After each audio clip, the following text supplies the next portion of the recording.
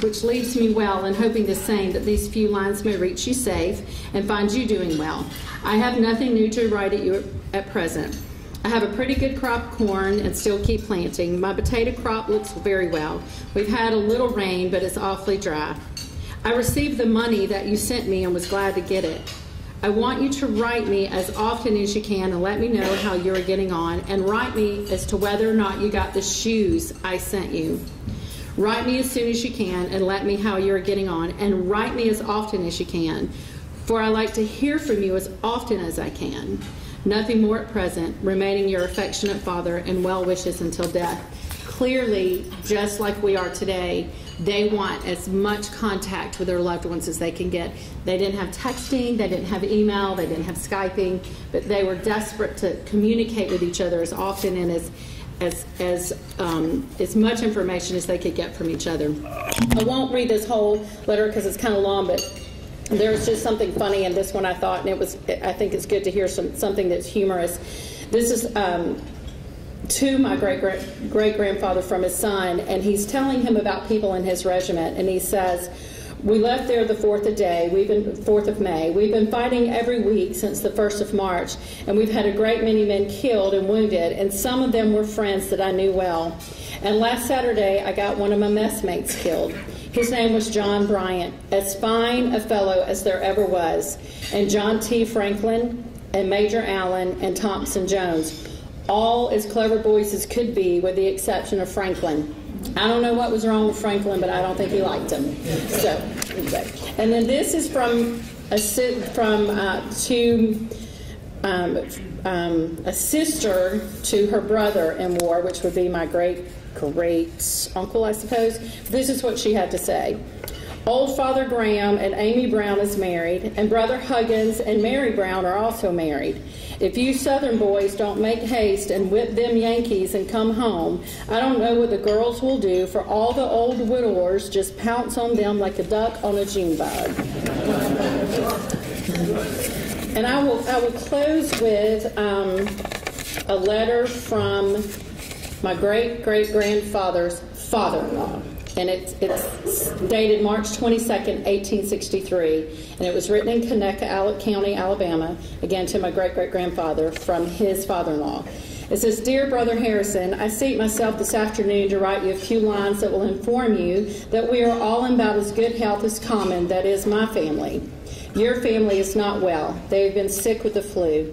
Columbus had the flu, but dangerous. Sister is very low. She had the flu till Thursday morning, and then she went to flooding. Thursday I went after Dr. Peacock. He said certainly she would miscarry, though she has not yet. I went yesterday to get Miss Phillips to stay with her a while. I ought to have wrote sooner. I hope you can get a furlough to come home. Please advise."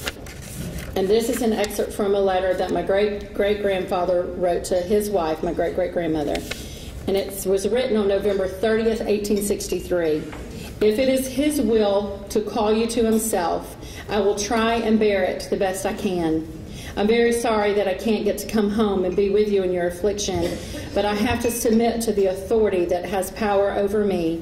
And should we never see each other's face in this world again, I am in hopes that we will meet in another, where there will be no more parting of wife and husband and father and children, and that all will be peace and happiness in the Holy Ghost."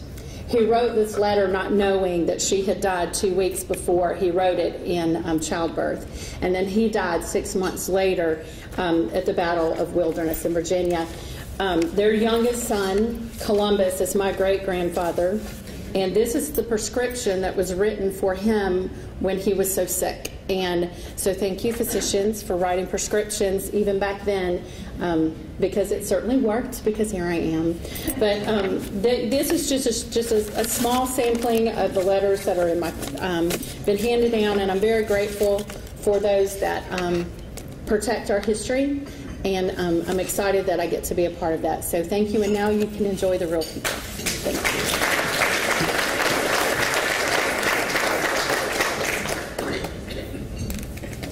Ms. Nichols, that's very touching. I hope your collection, with your permission, would be analyzed and digitalized and disseminated.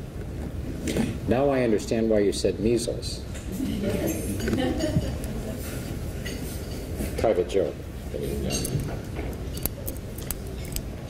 It's my privilege to introduce our next speaker, Ms. Carol Ellis. Ms. Ellis is a native of Frankfurt, Germany, and she and her family relocated to Mobile. She earned a Bachelor of Arts degree and a Master of Arts degree in History and a Master of Library Science from the University of South Alabama. She's a member of several prestigious professional societies in relationship to her area of interest and expertise, and serves on the executive board of several of those societies, including the Gulf South Historical Association and the Society of Alabama Archivists. Ms. Ellis has published numerous articles in regional historical journals in relationship to the archives with which she is currently associated. And she has co-authored 2 books on, in relationship to the photographic history of Mobile. And I show you one copy of the Rodning family. So I tend to leave with this for the end of the evening, ladies and gentlemen. But if you would like to look at it, you're certainly welcome to it. Miss Ellis has promised to autograph it for me before we depart. Ms. Ellis currently serves as Executive Director and Executive Archivist of the Doy Leila McCall Rare Book and Manuscript Library, part of the archives of the University of South Alabama in Mobile, Alabama, and is going to share some memorabilia from the archives, from that collection, and several examples of which she has displayed in the auditorium. Let's welcome Miss Ellis as she approaches the lectern.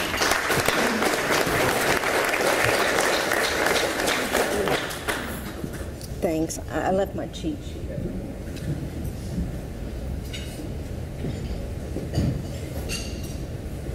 Good evening. Thank you, Dr. Rodney.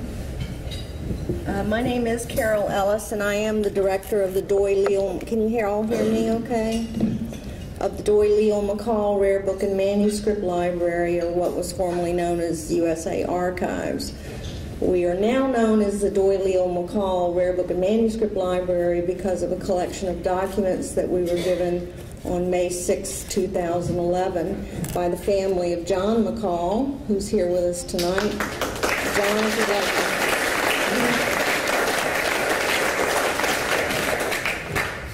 The documents range in age from 1757 until we don't know when, because we haven't even touched the 20th century yet. It's a collection of 1 million documents valued at $3.1 million concerning the Alabama Black Belt primarily. And I would like to invite those of you who haven't had a chance to look on the table back in the back where we've gathered a few of the documents, so you can look at them. Excuse me.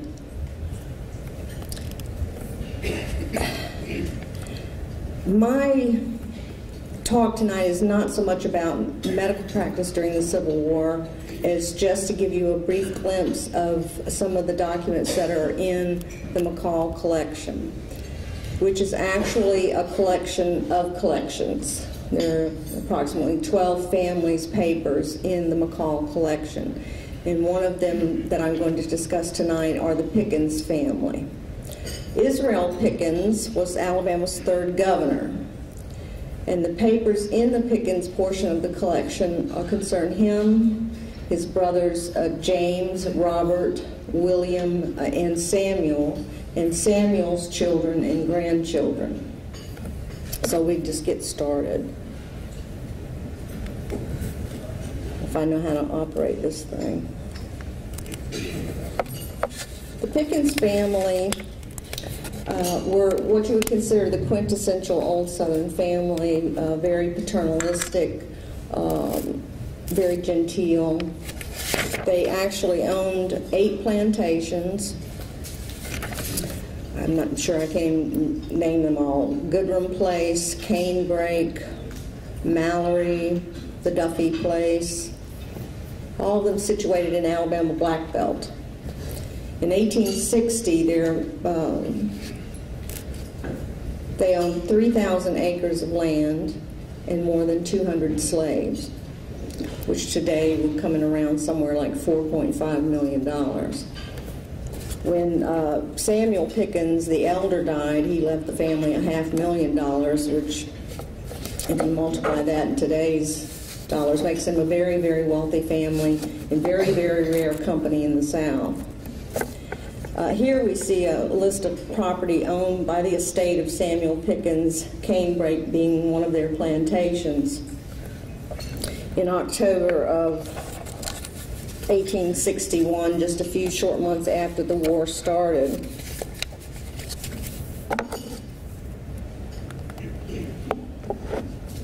this is Samuel Pickens Jr., the son of Samuel Pickens, the nephew of the governor of Alabama. When the war began, Samuel Pickens was at school in Virginia. He and his brother James were at school in Virginia. And Samuel was writing home to his mother Mary about his exuberance and his fellow students' exuberance over the beginning of the war, and how students were leaving school left and right to join the military. And his mother here is writing back to him saying how glad she is that he has decided to return to school and not to immediately join the military. Be that as it may, within a very short period of time, Samuel did join the Army, the 5th Alabama Infantry Regiment. He would serve the entire war in the 5th Alabama, in every major campaign of the war, and was a prisoner of war twice, including at the end of the war. Here we have a letter from William Pickens, Samuel's younger brother, who died at an early age.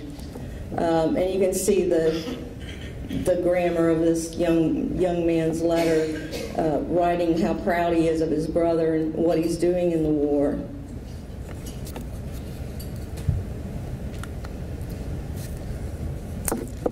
The Pickens papers also include numerous diary entries made by Samuel. You can see how intricate the writing is.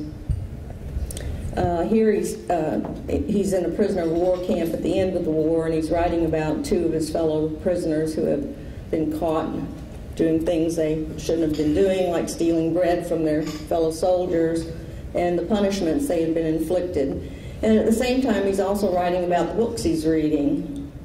So his diary entries are full of the mundane as well as the important events that are going on in his life.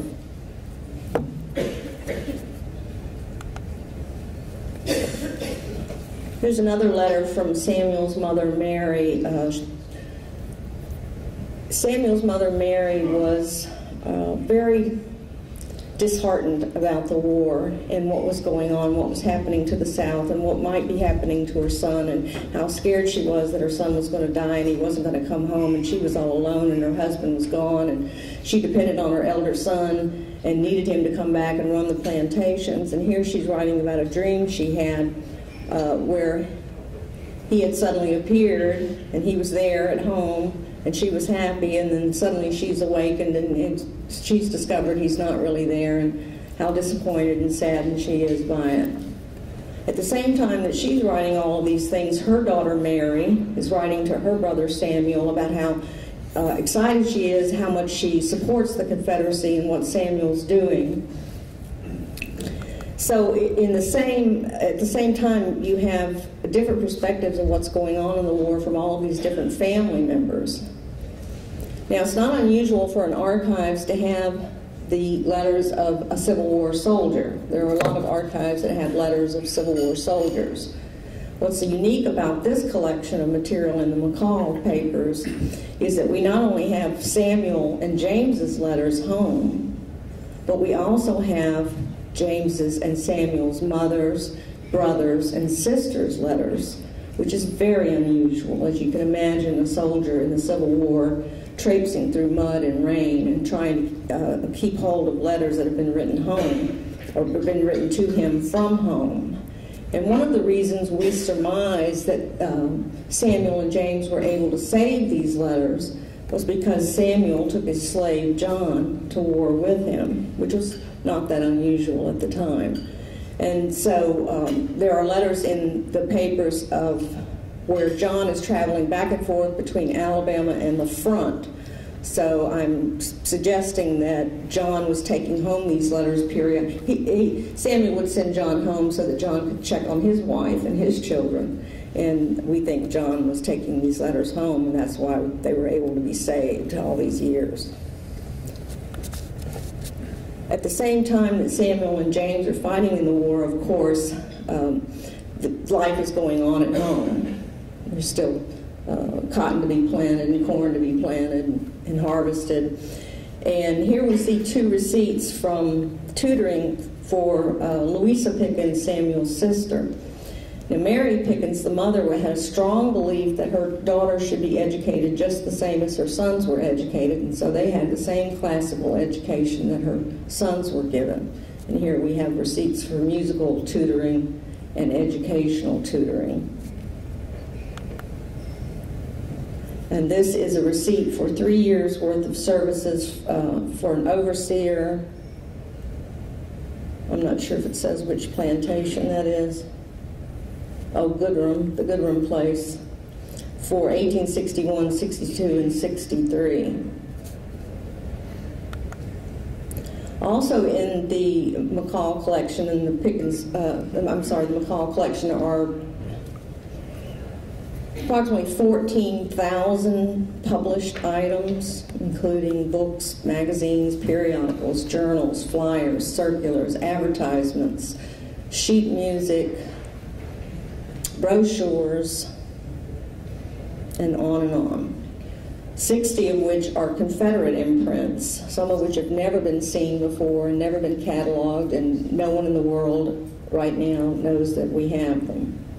One of the Confederate imprints is this Army and Navy hymn book, published in 1863, and another is this biography of Stonewall Jackson that was published just months or weeks really after Stonewall Jackson's death. The single most valued imprint in the collection is $15,000, and it's something I've never seen before. It's a slave catalog where it lists slaves for sale, their characteristics and their skills, and then annotated off to the side is the price at which the slave sold. While Samuel and James Pickens served in the war and came home safely, the war did affect them. Mary, their sister's fiance, by the name of Biscoe, died in the war. And here's a letter from Samuel writing home to Mary expressing his sympathy and condolences over Tom's death. And of course, after the war, the Pickens were affected just as many Southern slaveholders were affected when their slaves were freed. Here we have a list of freedmen on the Goodrum place from June to October 1865. And so the Pickens were having to negotiate a different sort of economy after the war ended than they had known before the war, and their letters expressed their resentment over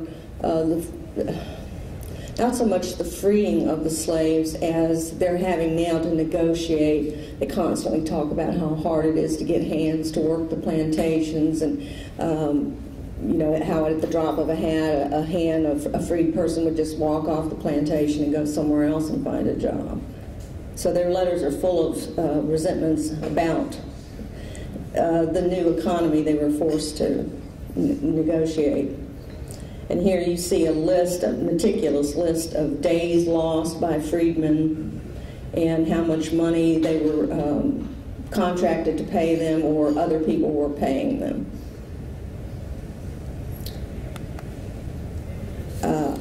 As I said, the McCall collection is a collection of collections, a collection of families' papers, and we're slowly working our way through them. We've obviously finished the Pickens portion of the collection, and now we're currently working on John's direct ancestors, the Winter family, who are the complete opposites of the Pickens family. The Winters are very dynamic investors and entrepreneurs who establish all kinds of businesses throughout Alabama and Georgia. And when my bosses asked me how long I thought it would take to do this collection, I told them every bit of 10 years. So we're just a couple of years into the process.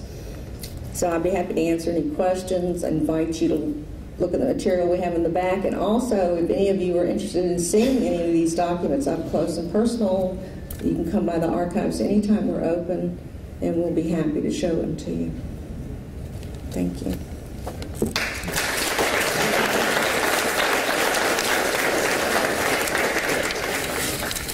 Any questions, ladies and gentlemen, for Ms. Ellis? Should I get up the stairs here? I asked her earlier today if, regarding digitalization of the collection. Absolutely extraordinary collection. I stand in absolute awe and gratitude. But if they plan to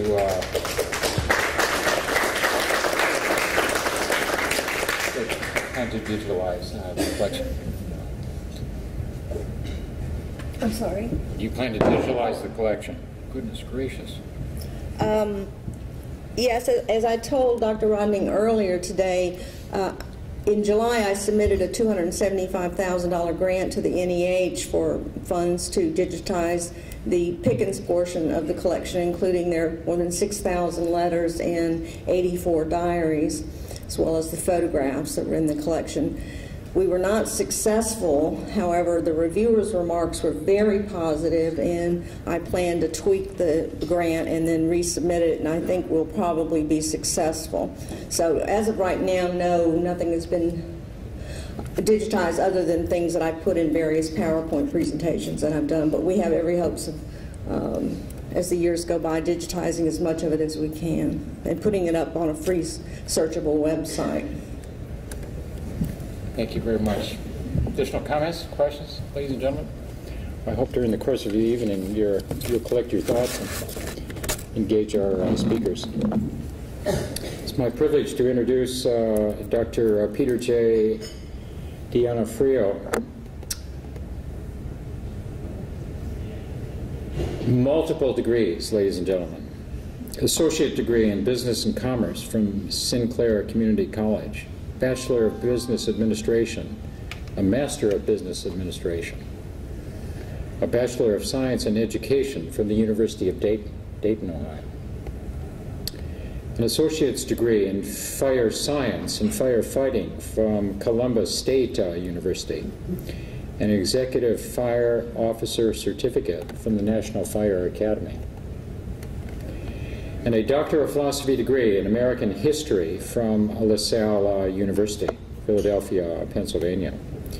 The focus of his dissertation was in relationship to medical advancements in the peribellum phase, pre- and post-American Civil War. He's a member of numerous prestigious professional societies, ladies and gentlemen. I'll name just a few. The Society of Civil War Surgeons. In point of fact, he is the founder and charter member of that organization, and it is the organization that he represents this evening. He's a member of the Military Order of the Loyal Legion of the United States, the Sons of the Union Veterans of the Civil War, the 5th Kentucky Confederate States Army Reenactment Group, the National Museum of Civil War Medicine, the National Registry of Living Historians, the United States Navy Landing Party. Dr. D'Onofrio has published numerous articles in the peer-reviewed literature, for example, in the Journal of the Civil War Medicine, Everton